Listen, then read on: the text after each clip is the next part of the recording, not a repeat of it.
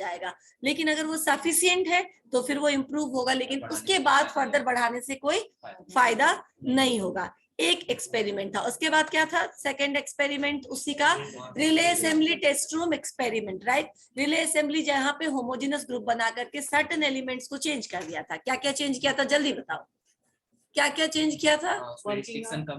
Restrictions कम हो गया था, वर्किंग आवर वेरी गुड, और कुछ और कुछ ठीक है, फॉर्मल इनफॉर्मल रिलेशनशिप बनाना अलाउ कर दिया था, और कोई स्ट्रिक्ट गाइडलाइंस नहीं थे, वर्किंग आवर को कम कर दिया था, ब्रेक थोड़ा बढ़ा दिया था और फिर उनको काम करने के लिए दिया था। उसमें भी पहले वाले स्थिति से ज्यादा अच्छा काम हुआ था। फिर मास इंटरव्यू प्रोग्राम, इसके बाद सबसे 1-to-1 इंटरव्यू में पूछा गया कि आपको कौन सा तरीका पसंद आया, आप किस तरीके से ज्यादा कंफर्टेबली काम कर पाते हैं।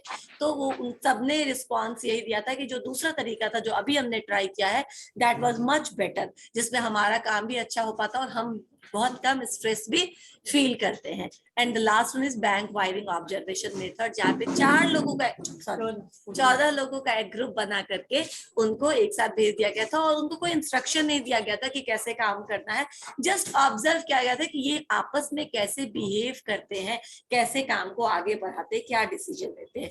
इन चारों का जो कंक्लूजन था, जिसमें मैंने पहला कंक्लूजन बोला था, a factory is not just a techno economic unit, it is also a psycho social unit. यानी कि सिर्फ टेक्नोलॉजी के इस्तेमाल से पैसा कमाने का जरिया या सोर्स नहीं है कोई भी ऑर्गेनाइजेशन या कोई भी कंपनी या कोई भी फैक्ट्री, बल्कि वहां पे ह्यूमन बींग्स के जो भी लोग वहां पर है उनके साइकोलॉजिकल और सोशल नीड्स भी सेटिस्फाई होते हैं।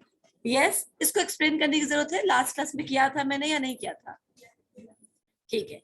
The workers spontaneously, मतलब कि spontaneously का मतलब मैंने बताया था कि स्वतः अपने आप ही, कोई नियम कोई रूल बनाने की जरूरत नहीं होती कि कौन किससे दोस्ती करेगा, कौन किससे बातचीत करेगा। अपने आप ही जहां लोग ग्रुप में रहते हैं वहां पर एसोसिएट हो जाते हैं और अपने लाइक माइंडेड पीपल के साथ दोस्ती हो जाती है, उनका ग्रुप बन जाता है, राइट। तो लेकिन और इस ग्रुप का असर हमारे काम पे, वहां जो अवेलेबल रिसोर्सेस है उससे ज्यादा असर इसका बनता है कि अगर कोई एक्सेप्ट ना करे, कोई बातचीत ना करे, या फिर कोई आपको रिकॉग्नाइज ना करे, किसी भी ग्रुप में आपको लिया ना जाए, तो आपकी पढ़ाई उससे ज्यादा खराब होगी इन कंपैरिजन टू आपको कौन पढ़ाने आता है, आप किस बुक से पढ़ते हैं। क्योंकि कभी कभी ये कमियां जो फॉर्मल लूप होल्स है, कभी कभी किसी टीचर की बात नहीं समझ में आती है। ऐसा नहीं कि वो टीचर नहीं पढ़ाता है अच्छा, बस हमारे लेवल का हमको समझ में नहीं आता। हमारा लेवल हो सकता है एवरेज से थोड़ा नीचे हो, हमें नहीं समझ में आता, वो एटलीस्ट हम सबको एवरेज मान के चल रहे हैं, राइट। तो कौन आता है? इनफॉर्मल फ्रेंड्स आपके काम आते हैं, वो आपको बता देते हैं, अरे सर ने ये बोला, ये बोला, ये बताया। होता है ना, पीयर टू पीयर स्टडी करते हैं ना, कभी कभी नहीं समझ में आता तो आप अपने फ्रेंड से पूछ लेते हैं कि ये बता दो सर से, 2-3 बार पूछोगे, अभी पूछेंगे तो कहीं गुस्सा ना जाए। होता है ना हमारे मन में, तो तुमको समझ में आया तो तुम ही बता दो। ये इनफॉर्मल ग्रुप है। तो ये अगर नहीं है तो ज्यादा आपका काम हैम्पर होगा। फॉर्मल में अगर कहा गया कि जो भी सेटअप की बात की गई थी, जो भी रिसोर्सेज की बात की गई, वर्किंग कंडीशन, वो आपके प्रोडक्टिविटी को जरूर हैम्पर करता है अगर वो जरूरत के हिसाब से नहीं है तो। लेकिन इससे ज्यादा हैम्पर क्या करता है, अगर आपका वहां पे इनफॉर्मल या सोशलाइजेशन नहीं हो पाता है तो वो आपके काम को अधिक हैम्पर करता है। क्लियर? थर्ड है, physical conditions of work have some influence, yet it has some influence on our work, in our productivity। क्या चीज का? फिजिकल कंडीशन का। अगेन वही चीज, जो भी चीज है उसका कुछ असर तो हम पर होता है, राइट, नो डाउट। लेकिन इससे ज्यादा असर हमारे बॉस का हम पे होता है कि हमारे बॉस के साथ हमारा कैसा रिलेशन है, हमारे कलीग्स का हमसे कैसा रिलेशन है, और हम इनफॉर्मली कैसे कनेक्टेड है, क्या हमारे psychological and social need satisfy हो रहे हैं। करेक्ट? आगे बढ़े, ठीक है। Fourth point, usually the workers act और react not as individual but as the members of group. इसका क्या मतलब हुआ कि किसी भी ग्रुप में जब कोई एक इंडिविजुअल कुछ बोलता है, इसका मतलब ये नहीं निकलता है कभी कि वो उसका अकेले मात्र का क्या है, ओपिनियन है, राइट। अगर इस ग्रुप के एक बच्चा भी जाकर के मैनेजमेंट के पास बोलते कि फलाना टीचर नहीं पढ़ाते हैं, सोनी मैम अच्छा नहीं पढ़ाती है, दैट डजंट मीन अब इसको मैनेजमेंट ऐसे नहीं समझेगा कि सोनी मैम अच्छा नहीं पढ़ाती, वो ये बच्चा बोल रहा है, वो समझेगा कि शायद इस ग्रुप के, इस क्लास के मेजोरिटी ऑफ द बच्चे का यही सोचना है। ठीक है ना, यही मानना है। वो आपके किसी भी रिस्पॉन्स को इंडिविजुअल रिस्पॉन्स नहीं समझता है, क्योंकि आप जहां भी किसी सिंगल भी आप जैसे यूनियन लीडर जाके बात करता है, लेकिन वो रिप्रेजेंट तो पूरे एम्प्लॉयज को करता है, वर्कर्स को करता है। तो एक आदमी का पर्सनल स्टेटमेंट, उसका पर्सनल स्टेटमेंट ऑर्गेनाइजेशन में नहीं माना जाता है। माना जाता है कि जरूर इस तरीके का विचार रखने वाले और भी लोग होंगे इस डिपार्टमेंट में, इस डिवीजन में या इस ग्रुप में। That's why it is said that किसी भी ऑर्गेनाइजेशन में किसी इंडिविजुअल का स्टेटमेंट या उसका रिस्पॉन्स या रिएक्शन इंडिविजुअल नहीं होता है, वो ग्रुप रिस्पॉन्स माना जाता है। Clear? Fifth, the workers are not mere, same है जैसे organisations are not mere the techno economical unit, उसी तरह वर्कर्स जो है वो भी सिर्फ पैसे से मोटिवेट नहीं होता है। राइट? अब ये तुम लोगों को अटपटा लग रहा है, बहुत लोगों को लगता है ये क्या बकवास है, पैसे के लिए तो कंपनी ज्वाइन करते, यहाँ पे 5,000 दे रहा, दूसरी जगह पे 10,000 देगा तो जरूर चले जाएंगे वहां पे। राइट? फिर कहीं पे 15,000 देगा तो जरूर चले जाएंगे, ऐसे ही तो ग्रोथ होता है। राइट? लेकिन अब मैं आपको एक एग्जाम्पल दे रही हूँ, ठीक है? आप बोलिएगा कि ऐसा होगा या फिर नहीं, पैसे से भी ज्यादा इंपॉर्टेंट कुछ है जिसको हम ज्यादा इंपॉर्टेंस दे सकते हैं। ये बोल रहा है कि जो आदमी होता है वो सिर्फ इकोनॉमिकली मोटिवेटेड नहीं होता है, और भी चीजें हैं जैसे रिकॉग्निशन, जैसे पार्टिसिपेशन, जैसे चैलेंजिंग टास्क या डिसीजन मेकिंग। राइट? ये सारी चीजें भी लोगों को चाहिए होता है। फॉर एग्जाम्पल, मान लो कि आप में से किसी बच्चे का किसी कंपनी में रिक्रूटमेंट होता है और आपको मैनेजरियल पोजीशन के लिए चुन के ले जाया जाता है। समझ में आया? आपकी सैलरी, आपका जो भी पर्क्स और प्रिविलेज है वेल डिफाइंड है, आपके ऑफर लेटर में लिखा हुआ है, लेकिन काम हम तुमसे नहीं लेते हैं मैनेजर वाला, तुमसे हम क्लरिकल ग्रेड का काम ले रहे हैं, तुमको हम बोल रहे हैं फाइल दर पहुंचा दो, ये डॉक्यूमेंट जरा डिस्पैच कर दो, वो चीज रिसीव कर लो। काइंड ऑफ काम तो बहुत आसान है, अच्छा पैसा मिल रहा हो, इससे आसान काम क्या होगा? तुम्हें अच्छा लगेगा क्या? You will be happy? ठीक है ना? कोई बाहर पूछेगा क्या करते क्या हो तुम, तो क्या बोलोगे?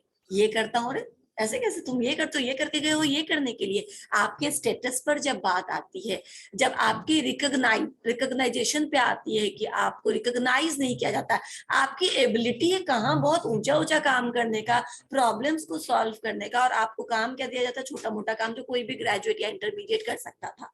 तो पैसा लेकिन वही मिल रहा है, तो क्या तुम मोटिवेटेड फील करोगे? No, that means you got the answer. सिर्फ पैसे के लिए हम काम नहीं करते, हमको पैसे के साथ respect, recognition, participation, decision making सब चाहिए। Got it? तब हम खुश रहेंगे।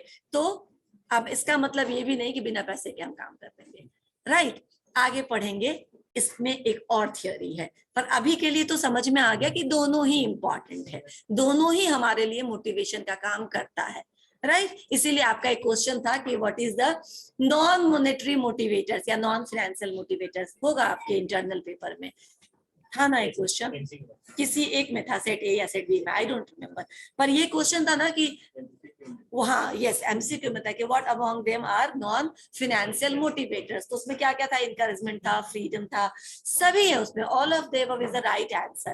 राइट? क्योंकि सभी में, किसी में भी पैसा आपको नहीं दिया जा रहा है, लेकिन आपको स्टेटस का, रिकॉग्निशन का, फ्रीडम का, इनकरेजमेंट दिया जा रहा है ताकि आपको और हिम्मत मिले, आप और मोटिवेटेड फील करिए।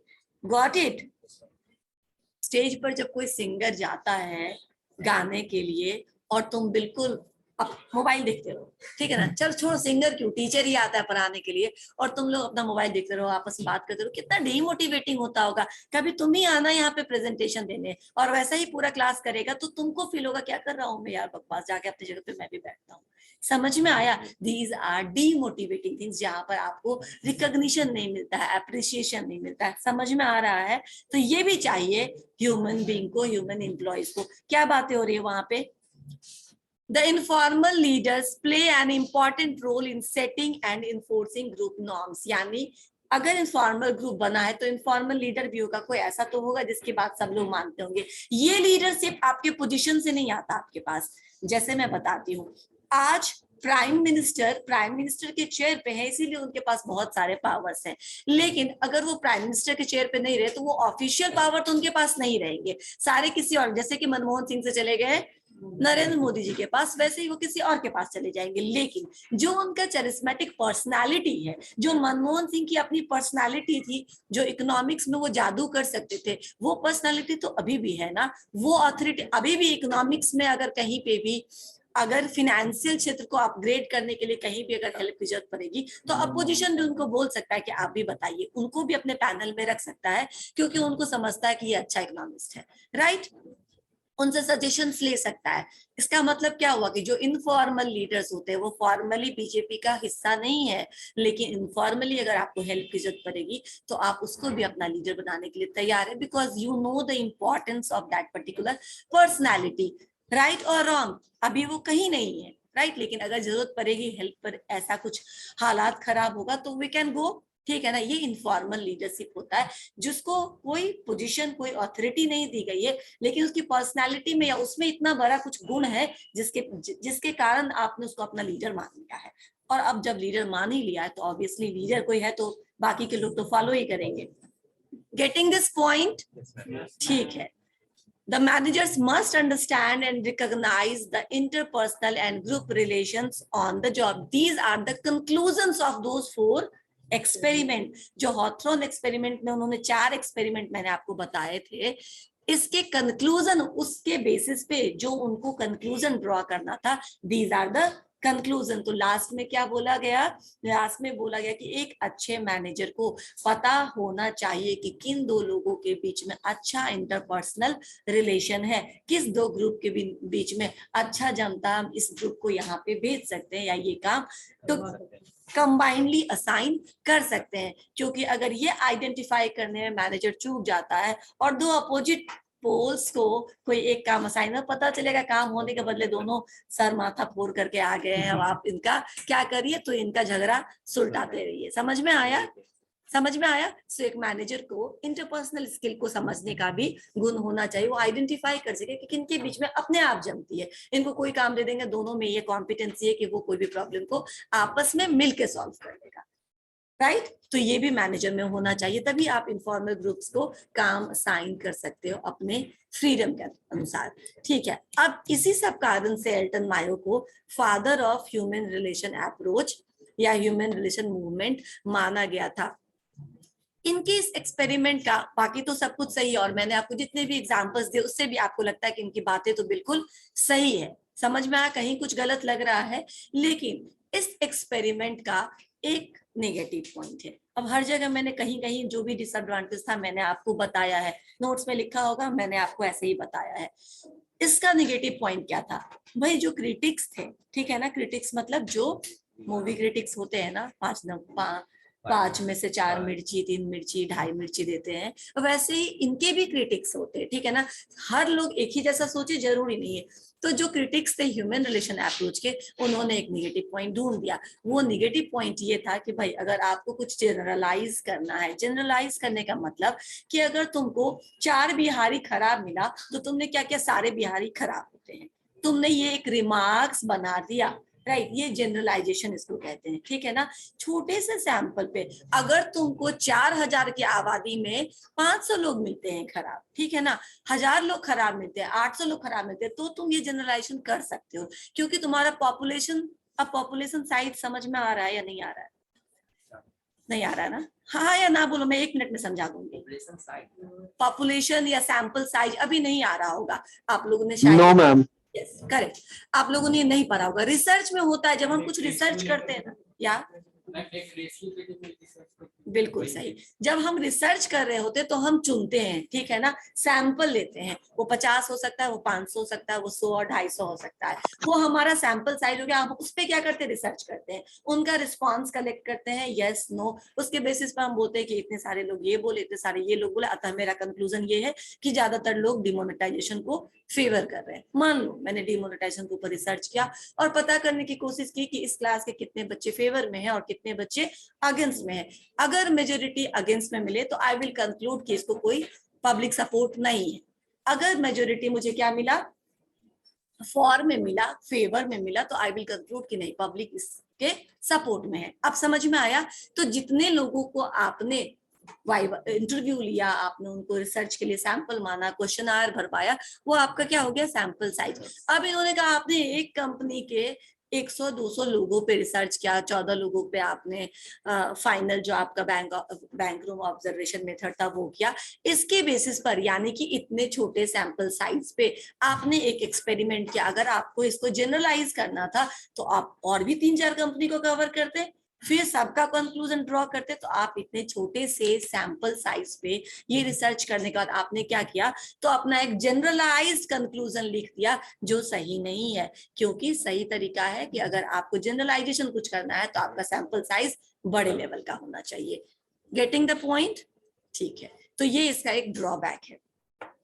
चलो, ड्रॉबैक्स निकालना हमेशा इजी होता है, लेकिन पहली बार काम करना अपने आप में क्रेडिट का काम होता है, इसीलिए ये क्रेडिट इन लोगों को मिला जो फाउंडर मेंबर्स थे। यस, अब इसके बाद बिहेवियरल साइंस भी मैनेजमेंट का एक अप्रोच है। सिंपल, जैसे अभी हमने आपको बिहेवियरल अप्रोच बताया, वैसे ही बिहेवियरल अप्रोच में आपने क्या पढ़ा, इनफॉर्मल ग्रुप्स का इंपॉर्टेंस, फ्लेक्सिबिलिटी, बहुत ज्यादा टाइट सुपरविजन नहीं हो तो कैसे काम अच्छा से होता है, जो वर्किंग कंडीशन है वो इंपॉर्टेंट है, लेकिन उससे ज्यादा इंपॉर्टेंट रिलेशनशिप्स होते हैं ऑर्गेनाइजेशन में, ये सब हमने पढ़ा। तो बिहेवियरल साइंस इसी से रिलेटेड है। बिहेवियरल साइंस में क्या होता है, तो study of attitude, behaviour, personality, background of employees, communications and leadership, these all are covered under behavioral science। आपको नहीं पढ़ना है, ये आगे मैनेजमेंट के स्टूडेंट को पढ़ना है नेक्स्ट सेमेस्टर में। ठीक है, क्लियर? तो अब बस ये समझ लीजिए कि बिहेवियरल साइंस में ह्यूमन के बिहेवियर के बारे में पता। तो हम किसी की बिहेवियर कैसे पता कर सकते हैं, उसकी पर्सनालिटी से, उसकी अपब्रिंगिंग से, उसके एजुकेशनल बैकग्राउंड से, उसके स्वभाव से, किस तरीके से वो रिस्पॉन्ड करता है, परसेप्शन से, एंड वैल्यूज, किस चीज को देखते देखते वो बढ़ा है, राइट। और कम्युनिकेशन, कैसे वो कम्युनिकेट करता है। आप में से कुछ बच्चे अच्छे से बात करते हैं, दाएं बाएं से भी गुजरते हैं तो कोई प्रॉब्लम नहीं लगता, लगता है कि ये लोग स्टूडेंट है, ठीक है। और कोई बच्चा एकदम अजीब ही लैंग्वेज में, ठीक है ना, रोड छाप जिसको हम लोग कहते हैं, उस लैंग्वेज में बात करे, आपको देखे बिना, ठीक है ना, देखने की जरूरत नहीं होती उस स्टूडेंट की, देखे बिना आप एक परसेप्शन बना लेते हो कि ये तो इनके ऊपर बहुत काम करना पड़ेगा या फिर कुछ भी काम नहीं हो पाएगा। समझ में आया? समझ में आया? ये क्या होता है, ये आपका कम्युनिकेशन, आपकी पर्सनालिटी को, आपके बिहेवियर को कम्युनिकेट करता है। समझ में आ रहा ना? तो ये सब बिहेवियरल साइंस में पढ़ा जाता है। दिस इज मोस्टली, इसमें आधा चैप्टर साइकोलॉजी से रिलेटेड है, ठीक है। चलो, अब हम आते हैं वापस, बिहेवियरल साइंस तो याद रहेगा ना, क्या मैंने कहा, study of attitude, behaviour, personality, communication, leadership, सब इसके अंदर आ गया, राइट। अब इतना ही जानो तुम। उसके बाद कंटिंजेंसी अप्रोच। कंटिंजेंसी अप्रोच मैंने इससे पहले कहीं ये वर्ड नहीं आया होगा हमारे क्लास में, तो नहीं बताया, आया था क्या? कॉन्टिजेंट का मतलब मालूम है किसी को? मैं बता रही हूँ, ये मतलब जान लोगे तो कहीं पे भी ये वर्ड आएगा ना, तुमको मतलब लग जाएगा, ठीक है ना, तुम समझ जाओगे कि ये क्या बोलना चाहता है। क्लास, कॉन्टिजेंट का मतलब किसी को मालूम है? नहीं, कंबाइंड नहीं, मैं अभी बता देती हूँ, you will get the point. और ये कहीं पे भी, ये लॉ में यूज हो सकता है, ये आपके आईटी में यूज हो सकता है, ये टर्म कहीं पे भी यूज हो सकता है, मतलब इसका हर जगह सेम ही रहेगा। कॉन्टिजेंट का मतलब होता है, यस, कुछ बोल रहे हो? नहीं, नहीं ना। कॉन्टिजेंट का मतलब होता है कि जब कोई काम होना या ना होना फ्यूचर के इवेंट पे डिपेंड करता है, जैसे कि लास्ट ईयर एग्जामिनेशन का ना होना, ठीक है ना। अब वो चूंकि लास्ट ईयर की बात हो गई तो आप कनेक्ट नहीं कर पाएंगे, अभी इसी साल का ले लेते हैं। सपोज करो तुम्हारा एग्जाम फरवरी में होगा या नहीं होगा, depends upon the spread of corona, ठीक है ना, दिस इज द ओमिक्रॉन। अगर ये बहुत फैल गया तो नहीं होगा, अगर ये नहीं फैला तो होगा। अब समझ में आ रहा है कॉन्टिजेंट क्या होता है? आपके एग्जाम का होना या ना होना, it depends upon A factor कि अगर Omicron out of control spread होता है तो एग्जाम कैंसिल कर दिए जाएंगे, राइट। अगर नहीं होता है तो होगा। अब समझ में आ रहा है किसी इवेंट का होना किस फ्यूचर इवेंट पे डिपेंडेंट है या नहीं है, ऐसे होता है, ऐसा हमेशा होता है, राइट। तो कंटिजेंसी अप्रोच यही बोलता है, सुन के समझ लो, ठीक है ना, पता नहीं आपको सारा रिवीजन करने का टाइम मिले ना मिले। कॉन्टिजेंसी अप्रोच यही होता है कि मैनेजमेंट में आप चाहे जितने तिकरे लगा लो, जितना अच्छा प्लानिंग कर लो, ऑर्गेनाइजिंग कर लो, स्टाफिंग कर लो, सब कुछ सही है, ठीक है, ऐसा ये नहीं बोला कि कुछ मत करो, ठीक है ना, ये बोल रहा आप सब कर लो, लेकिन there are certain points, there are certain chances which depends upon future situation. वो अगर आपके फेवर में रहा तो आपका प्लान हिट हो जाएगा, अगर वो नहीं रहा आपके फेवर में तो वो आपका प्लान फ्लॉप हो जाएगा। जैसे एक एग्जांपल लेते हैं, पैंडेमिक के टाइम में बहुत सारी कंपनीज के लिए, इंस्टीट्यूट्स के लिए, स्टूडेंट्स के लिए, बहुत सारे फैमिलीज के लिए टफ टाइम रहा, ठीक है, आपको मालूम है कितने टफ टाइम रहे हैं। वहीं पे एरिक युवान नाम का एक व्यक्ति है जिसके लिए क्या हो गया, बल्ले बल्ले, राइट। वो तो सोचा अरे वाह क्या ही हो गया, चाइना ने क्या ही कर दिया कमाल। यानी मैं क्या बोल रही हूँ, मैं जूम के फाउंडर के बारे में बोल रही हूँ, कैसे कितने सारे लोगों ने उसको ढूंढ लिया, ठीक है ना। ये एक प्लेटफॉर्म है जहाँ पे हम ऑफिशियल मीटिंग्स कर सकते हैं, जहाँ पे हम बच्चों को पढ़ा सकते हैं, जहाँ पे क्लास किया जा सकता है, फलाना चिलाना। समझ में आया? तो अब आपको समझ में आया, ये तब नहीं बना था, 2 साल पहले जूम थोड़ी ना आया, ये पहले से था, लेकिन इसका मार्केट कब पकड़ा, इसके लिए ये मार्केट अपॉर्चुनिटी में कैसे ट्रांसफर हो गया, आफ्टर दिस पैंडेमिक, राइट। तो अब समझ में आ रहा क्या फ्यूचर पे डिपेंड करेगा। उसी तरह तुम्हारा, मैं पता नहीं ये एग्जांपल आपको दिया है कि नहीं दिया है, पर मैं जब भी जाती आती थी बोरिंग रोड के कॉलेज में, द हूट एक रेस्टोरेंट उसी समय खुला था, वो बहुत अच्छा बना उसने, मैं अभी इस बीच में गई भी थी, एक ही बार गई हूँ, ठीक है ना। हाँ, इंटीरियर वगैरह सब अच्छा लग रहा है, अच्छा अपने आप में अच्छा कैफे, आउटिंग अच्छा हो सकता है वहां पे, बहुत एक्सपेंसिव भी नहीं है, बहुत सस्ता भी नहीं है, ठीक है, मीडियम रेंज का। लेकिन वो बना रहा था तो ध्यान जाता है ना कि यहाँ कुछ बन रहा है, जैसे अभी मेरा ध्यान चला गया, ऐसे भी फूड जॉइंट्स पे मेरा ध्यान ज्यादा जाता है, ठीक है। अभी मेरा ध्यान चल गया कि जहाँ पे हरी लाल है और जहाँ पे ये हूट है और जहाँ पे बरिस्ता है, उससे थोड़ा ही पहले पिज्जा हट भी बन रहा है, ठीक है ना, बहुत जल्दी शुरू हो जाएगा। तो मैंने देख लिया वो बन रहा है, लेकिन मान लो बनते हुए तो मैंने देख लिया, अब क्या होता है, इफेक्ट कैसे हम रिलेट करते हैं मैं वो बताती हूँ। मैंने देखा अरे ये क्या हुआ, वो अभी इनॉग्रेट शायद हुआ ही था या वो होना ही था, आई एम नॉट श्योर, ठीक है ना, उस समय तक मैं गई नहीं थी, लेकिन शायद इनॉग्रेशन उसका हुआ ही था, और 1 हफ्ते 2 हफ्ते बाद लॉकडाउन हो गया, यानी उसने जितना इन्वेस्ट किया होगा सब लॉक हो गया, उसका जो आना चाहिए था रिटर्न ऑन इन्वेस्टमेंट वो बंद हो गया और बहुत लंबे समय तक नहीं आया। यानी उसकी हालत कितनी बुरी हुई होगी उस टाइम में, कैन यू इमेजिन। उसका कुछ फॉल्ट नहीं है, उसका कुछ फॉल्ट था क्या उस समय, क्योंकि ये बिल्कुल अनप्रिडिक्टेबल सिचुएशन था। इसको हम बोलते हैं कॉन्टिजेंसी अप्रोच, जहां पे 100% सफलता की गारंटी आप बिफोर हैंड नहीं दे सकते, फ्यूचर में कैसे सर्कमस्टांसेस बनेंगे उस पर भी वो डिपेंड करता है। क्लियर? तो कॉन्टिजेंसी अप्रोच नहीं बोलोगे, हर जगह एप्लीकेबल होता है contingency approach. Contingency approach of management ये बोलता है कि मैनेजमेंट को, प्लानिंग को या किसी भी बिजनेस को सक्सेस होने के लिए कुछ चीजें जो है जो फ्यूचर के सिचुएशन पर डिपेंड करता है, हर चीज आपके कंट्रोल में नहीं है, ठीक है। ये क्वांटिटी, ये अप्रोच, इससे पहले इस तरह की बात किसी ने कही नहीं कही, ये इस फैक्टर पे भी इसका ध्यान गया। अब एक अप्रोच है क्वांटिटेटिव अप्रोच, ये आपको भी जरूर पढ़ना होगा कभी भी, अगर कोई भी रिसर्च आपको भी हो, इंटर्नशिप होगा ना, है ना, बीसीए के स्टूडेंट को भी इंटर्नशिप 5th में, ठीक है, जब भी इंटर्नशिप करोगे तो आपको प्रोजेक्ट भी सबमिट करना होगा कि आपने क्या किया, राइट, वो प्रोजेक्ट होता है, आप जो भी करोगे उस प्रोजेक्ट बुक में लिखोगे, लेकिन तरीके से लिखोगे, ऑर्डर में लिखोगे। तो एक टर्म है, एक अप्रोच है, quantitative approach of management. Quantitative तुम लोग तो बहुत अच्छे से इससे परिचित होगे, क्या होता है क्वांटिटेटिव, जहां पे मैथमेटिकल या स्टैटिस्टिकल टूल को यूज करके हम कोई सॉल्यूशन पे पहुंचते हैं, हम किसी डिसीजन पर पहुंचते हैं, उसको क्वांटिटेटिव अप्रोच बोलते हैं। समझ में आया? क्वालिटेटिव थियोरेटिकल पार्ट, ठीक है ना, अच्छा है खराब है, अब अच्छा बहुत अच्छा भी हो सकता है और बहुत खराब भी हो सकता है, normally these are comparative, right. लेकिन जब भी हम क्वांटिटेटिव टर्म्स की बात करते हैं तो वहां पे फिक्स होता है ना, 50%, कितना परसेंट मार्क्स मिला है, 50%, हाइक कितना चाहिए, 35% हमको सैलरी में इंक्रीमेंट चाहिए। अब ये 35% का कोई कंपैरिजन है नहीं, है ना, आपको अपने बेसिक सैलरी का 35% हाइक चाहिए, एकदम से क्लियर है, ठीक है ना। तो जो मैथमेटिकल या क्वांटिटेटिव या क्यूटी के हेल्प से हम किसी कंक्लूजन पे पहुंचते हैं, डिसीजन पे पहुंचते हैं, उसको बोलते हैं क्वांटिटेटिव अप्रोच ऑफ मैनेजमेंट।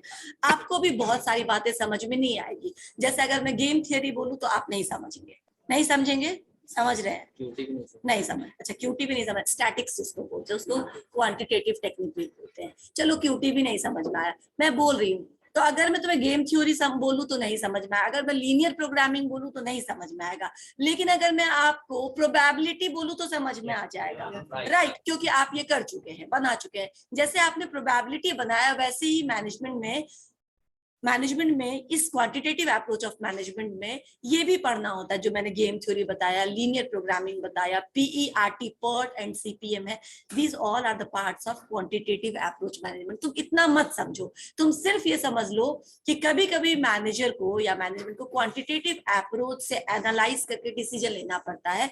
और एक ही एग्जाम्पल लो प्रोबेबिलिटी का। Probability, why probability? Because you know probability, ठीक है ना? कई बार मैनेजर डिसीजन लेने से पहले प्रोबेबिलिटी चेक करता होगा। किस चीज का प्रोबेबिलिटी? कि मेरा डिसीजन को सक्सेस होने का क्या प्रोबेबिलिटी है, राइट? और अगर वो ज्यादा उसको दिखता होगा प्रोबेबिलिटी, तो वो काम के साथ जाता होगा, अगर उसको नहीं दिखता होगा तो वो विथड्रॉ कर लेता होगा। क्लियर? अब समझ में आया कि कैसे मैथमेटिकल बेस्ड सॉल्यूशंस होते हैं और डिसीजन मेकिंग होते हैं। ऐसे अप्रोच को ऐसा मैनेजर जब कभी किसी स्टैटिस्टिकल या मैथमेटिकल टूल्स को, टेक्निक्स को यूज करके डिसीजन लेता है, तो उसको हम बोलते हैं क्वांटिटेटिव अप्रोच ऑफ मैनेजमेंट। और ये है मैनेजमेंट साइंस यानी ऑपरेशन रिसर्च का हिस्सा। आपको ऑपरेशन रिसर्च पढ़ना है कि नहीं पढ़ना, आई एम नॉट श्योर, लेकिन आपको प्रोजेक्ट रिपोर्ट में इन सब चीजों की काम जरूरत हो सकता है, राइट? तो आपको हो सकता है 5th सेमेस्टर में थोड़ा बहुत पढ़ाया जाए, 5th में, ओके? 5th सेमेस्टर में आपको ये नहीं पढ़ाया जाएगा, मैनेजमेंट नहीं पढ़ाया जाएगा, ऑपरेशन रिसर्च पढ़ाया जाएगा। रिसर्च करने के लिए कौन कौन से टूल्स से ये बताया जाएगा। समझ में आया? वो क्वांटिटेटिव होगा, डोंट वरी, वो थियोरी एस्पेक्ट नहीं होगा। Okay, now next one is production and operation management. एक तो हो गया ऑपरेशन रिसर्च के लिए, जब आप रिसर्च करते हैं तो आपको कौन से टूल्स एंड टेक्निक्स की जरूरत पड़ती है, वो चला गया मैनेजमेंट साइंस या ऑपरेशन रिसर्च के अंदर।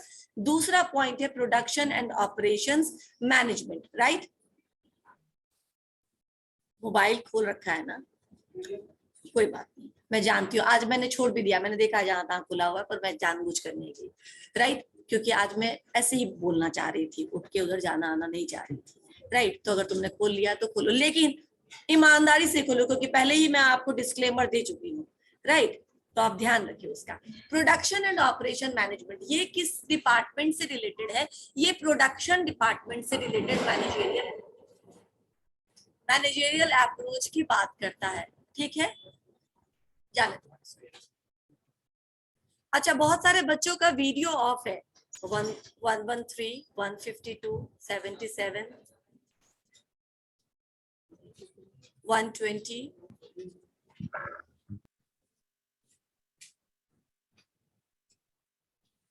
बाकी सबने ऑन कर लिया, बस इतना ही जितना मैंने बोला, ठीक है? इनको एब्सेंट मार्क कर देंगे। ना, प्रोडक्शन एंड ऑपरेशन रिसर्च का मतलब किससे? प्रोडक्शन डिपार्टमेंट से। यानी प्रोडक्शन मैनेजर या प्रोडक्शन डिपार्टमेंट भी ये फैसला लेता है कि हमको, अच्छा आपको रूट क्लर्क मैंने बताया था, जो रूट डिसाइड करता था कि कहाँ से काम शुरू होगा और कब तक काम होगा। मैंने शेड्यूलिंग भी बताया, टाइम एंड कॉस्ट भी बताया था। सेम काम अभी प्रोडक्शन ऑपरेशन मैनेजमेंट में प्रोडक्शन मैनेजर या प्रोडक्शन डिपार्टमेंट का है कि रूट डिसाइड कैसे करेंगे, यानी शेड्यूलिंग बोलते हैं इसको। समझ में आया? शेड्यूलिंग यानी किस टाइम में काम होगा, लेआउट क्या होगा, यानी जो मशीनों का लेआउट होगा। अब लेआउट थोड़ा समझो, अपने क्लास का भी एक लेआउट है, दोनों तरफ बेंचेज रहेंगे, बीच में एक एसले रहेगा जहां लोग मूव कर सकते हैं, जा सकते हैं, राइट? दरवाजे का सामने का जगह हमेशा खाली रहेगा, अभी पता नहीं किसी ने चेयर रख दिया है, लेकिन वो हमेशा ताकि आपको मूवमेंट में कोई प्रॉब्लम नहीं आए। This is example of simplest layout, right? उसी तरह आप जब किसी मॉल में जाते हो तो वहां भी आप लेआउट देखते हो ना? कभी गौर किया है कि कभी भी जो हमारा मर्केंडाइज डिपार्टमेंट होता है उसके साथ कभी भी ग्रोसरी का सामान संयुक्त रूप से नहीं रखा होता है, या रखा होता है? अलग डिपार्टमेंट्स थे, ग्रोसरी के अलग, बुक्स के अलग, कपड़ों के अलग, एंटरटेनमेंट के लिए अलग, सबका अलग अलग होता है ना। This is example of layout. अब प्रोडक्शन को भी लेआउट की जरूरत है। कैसा? कहाँ इन्वेंट्री करना है, कहाँ रॉ मटेरियल रखना है, कहाँ मशीनें लगेगी और कहाँ पे काम शुरू होगा, कैसे वो बैच वाइज आगे बढ़ेगा और कहाँ पे एंड होगा। समझ में आया? Layout, location, quality, everything is related with production management. तो यहाँ पर पर्ट सीपीएम जो मैंने बोला था ना, वो पर्ट सीपीएम यही रूट डिसाइड करने का एक टेक्निक है। जैसे आपने प्रोबेबिलिटी तुरंत समझ गए, अब पर्ट सीपीएम अभी नहीं समझ पाएंगे जब तक आप प्रोडक्शन पढ़ेंगे नहीं। थैंक गॉड आपको प्रोडक्शन पढ़ना भी नहीं है, राइट। लेकिन पर्ट सीपीएम उस बच्चे को पढ़ना है जो एमबीए कर रहा है या जो बीबीए कर रहा है। He will come to know कि कैसे लेआउट किया जाता है कि सामान को सीधा एक जगह से दूसरी जगह, दूसरी जगह से तीसरी जगह कन्वेयर बेल्ट से भेजा जाए। समझ में आया? कहीं कोई डुप्लीकेशन ऑफ टास्क नहीं हो। इसी तरह एक पॉइंट है इन्वेंट्री कंट्रोल। इन्वेंट्री कंट्रोल का मतलब, इन्वेंट्री का मतलब नहीं मालूम ना? किसी को हाँ तुम थोड़ा बहुत बोलो, फिर से बोलो। प्रोडक्शन यूनिट, भंडार जिसको बोलते हैं, ठीक है ना। स्टोरेज, ठीक है ना। Inventory storage. अब स्टोरेज में आपको कौन सा प्रोडक्ट, कौन सा मटेरियल कितना रखना है, आपको ये भी डिसीजन लेना पड़ेगा। क्योंकि कोई मैनेजर आया, अरे ये बहुत महंगा आइटम है और बहुत कम, बहुत मुश्किल से मिला, चलो इसको इतना खरीद लो और रख लो। भाई तुमने उतना खरीद लिया, तुमने देखा इतना एक्सपेंसिव आइटम था कितना कैपिटल, तो जब तक वो खर्चा नहीं होता तब तक तुम्हारा कॉस्ट फंसा हुआ है, प्रॉफिट नहीं आ रहा उसके पीछे। तो आपको डिसाइड करना पड़ेगा कि कौन सा मटेरियल हम कितना ऑर्डर करें ताकि हमारा पैसा है या बजट है वो बैलेंस रहे, हर जगह हम उसको एलोकेट कर सके। बहुत सारे टेक्निक है, तुम भूल जाओ। एबीसी एनालिसिस है, जस्ट इन टाइम है, ईओक्यू है। ईओक्यू मतलब इकोनॉमिक ऑर्डर क्वांटिटी, कितना क्वांटिटी हम ऑर्डर करें कि हमको सस्ता पड़े। बल्क में लेंगे तो सस्ता पड़ेगा, छुट्टा लेंगे तो महंगा पड़ेगा। लेकिन अगर उसका यूज कभी कभार होता है तो छुट्टा ही लेते हैं ना, है ना। कभी कभी जब ग्रोसरी खरीदने जाते हैं तो कुछ ऐसी चीजें, जैसे मैं बताती हूँ, वनीला एसेंस, शायद ही हम कभी केक बनाते तो उसको यूज करते हैं, राइट। अगर तो उसका बॉटल कितना बड़ा आता है, इतना बड़ा, ठीक है ना, क्योंकि इतना बड़ा भी खत्म नहीं होता। अगर वो इतना बड़ा हम ले लेंगे तो वेस्टेज हो जाएगा। समझ में आया? इसीलिए हम इकोनॉमिक ऑर्डर क्वांटिटी करते हैं। लेकिन जो चीजें बहुत खर्चा होती है घर में, ठीक है ना, पेस्ट नॉर्मली हम छोटा नहीं लेते, अगर सब लोग परिवार में रहे तो बड़ा ही ले लेते हैं, राइट। समझ में आया? ताकि हमको सस्ता पड़े। शैम्पू बड़ा ही ले लेते ताकि हमको सस्ता पड़े, छोटा छोटा लेने से महंगा पड़ेगा। अगेन अगर बैचलर ले रहे तो बड़ा मत लो, छोटा छोटा लोगे तुम बहुत वेस्ट करोगे, तुम्हारे घर में गेस्ट आएंगे वो भी यूज करके सब खत्म कर देंगे। समझ में आ रहा है? जब हम कभी ट्रैवलिंग के लिए जाते तो छोटे छोटे पाउचेस लेते हैं ताकि बहुत ज्यादा स्पेस नहीं ले वो, ठीक है ना, हमारा जो बैगेज है वो लाइट वेट रहे। समझ में आ रहा है? हम ये सब दिमाग लगाते हैं। तो आप तो छोटा मोटा खरीदारी करते हो तो इतना दिमाग लगाते हो, जहां पे लाखों का ट्रांजेक्शन होता है वो कुछ दिमाग नहीं लगाएंगे क्या? इसलिए वो भी इन्वेंट्री मैनेजमेंट का भी एक टेक्निक है ऑर्गेनाइजेशंस में जो फॉलो करते हैं, राइट। ये क्वांटिटेटिव अप्रोच में आ गया। दो मैंने बताया, operation research and production and operations management, ठीक है। एक प्रोडक्शन से रिलेटेड है और एक रिसर्च से रिलेटेड है। कुछ डाउट है तो पूछिए। नहीं है डाउट? नहीं है डाउट? अमित नहीं है? किसी को है तो पूछो। मैं अमित को इसलिए बोलूंगी कि वो एक दो बार डाउट अपना दिखा चुका है तो मैं पूछती हूँ अभी कोई है तो बताओ। पर आप लोगों को भी किसी को डाउट है तो पूछिए। अभी तक समझ में आया? आगे चलते हैं। System approach of management. System approach of management के लिए डायग्राम दिखाना जरूरी है, तो जो ऑनलाइन बच्चे हैं वो डायग्राम देख लेंगे, जो यहाँ भी पीडीएफ खोल के बैठे हैं वो भी देख लीजिए, जो नहीं खोल के बैठे मैं यहाँ पे ड्रॉ कर देती हूँ। सिस्टम का क्या मतलब होता है? सिस्टम का मतलब, सिस्टम अप्रोच बोलता है कि कोई भी ऑर्गेनाइजेशन अपने आप में सेल्फ सफिशिएंट नहीं होता है, ठीक है। जैसे कि कोई भी इंडिविजुअल सेल्फ सफिशिएंट नहीं है, वैसे ही कोई भी ऑर्गेनाइजेशन सेल्फ सफिशिएंट नहीं है। तो ये किस किस चीजों पे डिपेंड करता है? ये अपने इंटरनल फैक्टर्स पे तो डिपेंड करते ही हैं। इनके एम्प्लॉयज कैसे हैं, इनका टेक्नोलॉजी कैसा है, इनका पॉलिसीज एंड प्लान्स कैसा है, इनका रिसोर्सेस इनके पास है या नहीं है, कैपिटल या फंड्स इनके पास है या नहीं, इस चीज से तो प्रभावित होगा ही होगा। इसके साथ ही जो गवर्नमेंट ने चेंज कर दिया, ठीक है ना, टेक्नोलॉजी में जो परिवर्तन आ गया, ठीक है, ये जो बिना बुलाए मेहमान आ गया ओमिक्रॉन, ठीक है ना, इन सब चीजों को जिसको वो कंट्रोल नहीं कर सकता है लेकिन जिसका असर उस पर पड़ता है, तो इसका मतलब है कि कोई भी ऑर्गेनाइजेशन इंडिपेंडेंट नहीं है, वो डिपेंडेंट है कहाँ पे?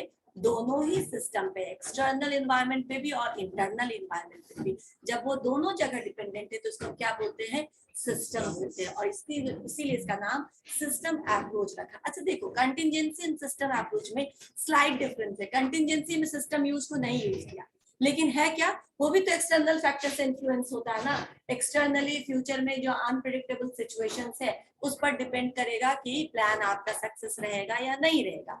इसको हम कंटिजेंसी अप्रोच कहते हैं। लेकिन सिस्टम अप्रोच में सिंपल कहेंगे कि वी टेक इनपुट, ठीक है, इनपुट को हमने किया, प्रोसेस, बाहर फाइनल प्रोडक्ट हुआ आउटपुट, ठीक है। ये इनपुट आपने कहां से लिया, इनपुट समझ रहे हो क्या हुआ शुभम वर्मा, नींद आ रही है, बता दो। ओके ठीक है, इनपुट, ठीक है ना। इनपुट कहां से आया, कहां से आया, एक्सटर्नल, एक्सटर्नल इन्वायरमेंट, ठीक है। एक्सटर्नल इन्वायरमेंट से क्या आया आपका, इनपुट आया, राइट, ठीक है। ये आउटपुट कहाँ गया, अगेन आउटपुट भी कहाँ गया, एक्सटर्नल, एक्सटर्नल इन्वायरमेंट में। यानी you take all the resources, और रिसोर्सेज आपको समझ में आ रहा है ना, नहीं बताना ना। पैसा आपने बैंक से लिया, लोन लिया, इन्वेस्टर से लिया, एम्प्लॉय आपने यहीं से रिक्रूटमेंट करके कैंपस से बच्चे को लिए, ठीक है ना, तो आपने एम्प्लॉयज भी यही एक्सटर्नल एनवायरनमेंट से लिया, रॉ मटेरियल भी आपने यही बाहर से खरीदा, ठीक है ना, लोगों से एक्वायर किया। इन सब चीजों को आपने एक्सटर्नल एनवायरनमेंट से प्रोक्योर किया, एक्वायर किया, प्रोसेस किया, यानी अब इसको आपने अपने प्रोसेस में डाला और आउटपुट प्रोड्यूस किया, और इसको कहाँ बेच रहे हैं आप, again it is also coming to the external environment, right. इसके बाद एक्सटर्नल एनवायरनमेंट से आपको और क्या मिल रहा है, तो फीडबैक, फीडबैक, राइट। फीडबैक यानी रिस्पॉन्स, आपका सामान अच्छा है, खराब है, बहुत अच्छा है, जो भी है रिस्पॉन्सेस, ठीक है ना, कुछ चेंज करने की जरूरत है, ये फीडबैक आपको कहाँ से मिला, एक्सटर्नल एनवायरनमेंट से। और फिर ये आपके इनपुट का हिस्सा हो गया या नहीं हुआ, आप उस फीडबैक के बेसिस पे मॉडिफाई करते हैं या नहीं करते अपने सर्विसेज को या अपने प्रोडक्ट को, समझ में आया।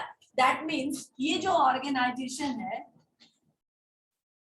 वो आपको दिख रहा है कि एक्सटर्नल एनवायरनमेंट पे भी डिपेंडेंट है और इंटरनल एनवायरनमेंट पे भी डिपेंडेंट है, दोनों में से कहीं कुछ चेंजेस होगा तो उस पर असर उस पर पड़ेगा। सिस्टम अप्रोच का मतलब यही है। डायग्राम याद रखो, डायग्राम को एक्सप्लेन कर देना, हो गया, इतना ही समझ। एक्सटर्नल में ही मैं भी बोल रही हूँ ना, मैं कुछ बोले क्या, हाँ देखो मैंने ये इनपुट हुआ, प्रोसेस हुआ, आउटपुट हुआ, ये एक्सटर्नल एनवायरनमेंट को हमने यूज किया, यहाँ पे कोई एरो दे हुई नहीं, ये तो गया ही एक्सटर्नल एनवायरनमेंट में। एक्सटर्नल एनवायरनमेंट से इस एरो को छोड़ दो, सीधा यहाँ चले जाओ, सीधा आपको क्या मिला, आउटपुट यूज होने के बाद फीडबैक, और ये फीडबैक फिर से तुम्हारे लिए इनपुट का काम किया, समझ में आया। तो ये अगेन चलता रहता है ये साइकिल, और इंटरनली ये साइकिल चलते रहता है, और दोनों से ऑर्गेनाइजेशन इफेक्टेड होता है, दोनों का इम्पैक्ट क्या होता है ऑर्गेनाइजेशन पे होता है, ठीक है। फीडबैक इनपुट में कैसे काम करेगा, ठीक है, मैं बताती हूँ। जब आप किसी रेस्टोरेंट में जाते हैं, कभी गए हो रेस्टोरेंट में या ट्रेन में या किसी ऐसे जगह पे जहाँ पे आपको सर्विसेज आप लेते हो, आपसे वो एक फीडबैक फॉर्म भराता है, कभी किया है या नहीं किया, नहीं तो हमको दूसरा एग्जाम्पल मिलता है ना, कभी भी एक फीडबैक फॉर्म देता है कि ये भर दीजिए, नॉर्मली हम वो भी नहीं भरना चाहते, ऑनलाइन, ठीक है। चलो आप समझ में आ गया, तुमसे मैंने फीडबैक लिया, ठीक है ना, कॉलेज में तुमसे फीडबैक लिया, चलो छोड़ दो रेस्टोरेंट को, तुमसे मैं खाने पीने पे पता नहीं क्यों चली जाती हूँ बार बार। अगेन आपसे मैंने क्या क्या फीडबैक लिया, ठीक है ना, आप अपने क्लास के एक्सपीरियंस का फीडबैक मेरे साथ शेयर करिए, अच्छा, बुरा, वेरी बैड, वर्स, बेस्ट, आप कुछ भी दे सकते हैं। ऐसे मैंने सबसे लिया। अगर ज्यादा बच्चों का ऐसा है कि वर्स्ट है या बुरा है तो इसको अपग्रेड करने की जरूरत है ना, तो फिर से हमारा इनपुट वो हो जाएगा, हमको इन्फॉर्मेशन मिला कि हमको अपग्रेड करना पड़ेगा, कुछ तो प्रॉब्लम है जिसको चेंज करने की जरूरत है, समझ में आया। अब वो तुम्हारे इनपुट का हिस्सा हुआ ना, तो इनपुट मतलब क्या होता है, वो सारी चीजें जिसको आप लेते हो बाहर से, उसको मिलाते हो, तो यहाँ पे आपके आईटी में तो इन्फॉर्मेशन ही इनपुट होता है, ठीक है ना, बाकी तो तुम छोड़ दो ऑर्गेनाइजेशन में इन सब चीजों को, तुम्हारे आईटी के टर्म में all inputs are what, information, ठीक है ना, जो इन्फॉर्मेशन आपको मिलता है वो आपका इनपुट होता है, और आप उसको आगे बढ़ाते हैं, कम्युनिकेट करते हैं, प्रोसेस करते हैं। Getting the point? तो वो भी तुम्हारे इनपुट का हिस्सा है। क्लियर? चलो अब इसके बाद हम लोग लास्ट पढ़ेंगे मैम क्या? एक्सटर्नल एनवायरनमेंट यहाँ पे मार्केट हुई ना? External environment, society as a whole, ठीक है ना, सब कुछ उसमें आ गया। मार्केट आ गया, कस्टमर आ गया, क्लाइंट आ गया, सप्लायर आ गया, जहां जहां पे आप लेते हो और जहां जहां पे, तो सब कुछ आ गया। गवर्नमेंट आ गया, टेक्नोलॉजी आ गया, पॉलिसीज आ गए, सब कुछ हो गया एक्सटर्नल एनवायरनमेंट। ठीक है? ठीक है मैम। अब आज के लिए इतना ही। नेक्स्ट क्लास में हम लोग पीटर ड्रकर का मॉडर्न मैनेजमेंट, नहीं पीटर ड्रकर का, हाँ